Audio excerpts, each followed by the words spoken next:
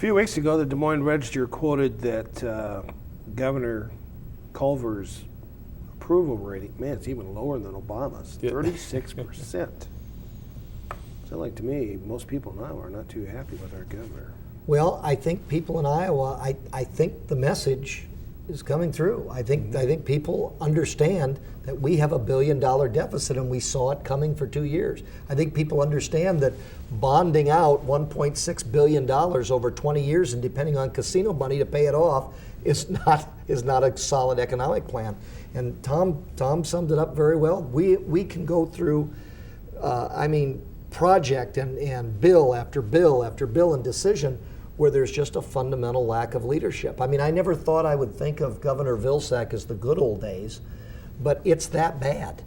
And so I think that's why I think you see those numbers. Those are not false numbers. I don't think that's a reflection of Tom and I dinging him in the column. I think that's a reflection of Iowans. It's getting so bad, and it's such an obvious lack of leadership.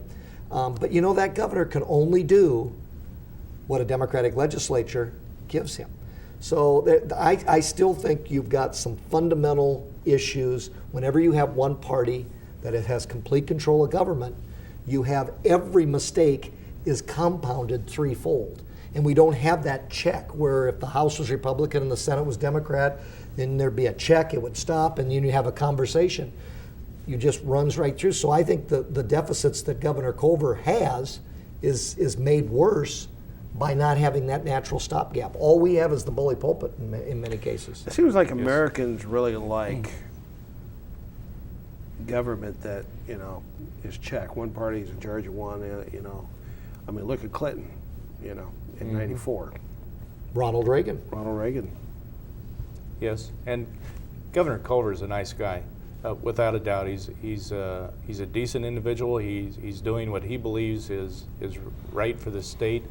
But I think what the poll reflects is it isn't what most Iowans believe is the right direction for this state.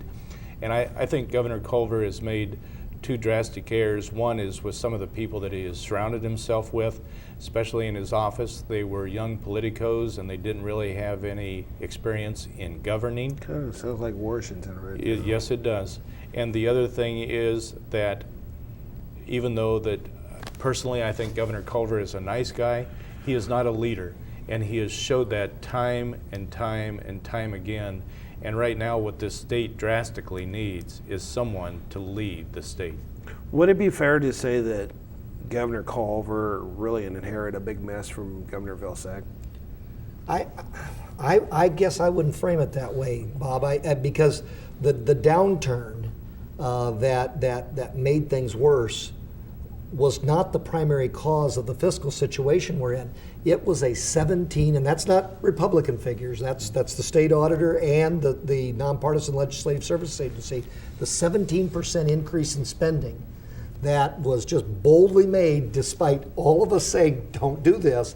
That's what put us over the edge. We would have had a bad situation, a challenging situation right now without that spending. This spending took a problem and a challenge and turned it into a crisis. So the Democrats were kind of like Star Trek. They boldly went where no one had gone before. And I think that 34% is people saying we got to get and the Starship needs some brakes.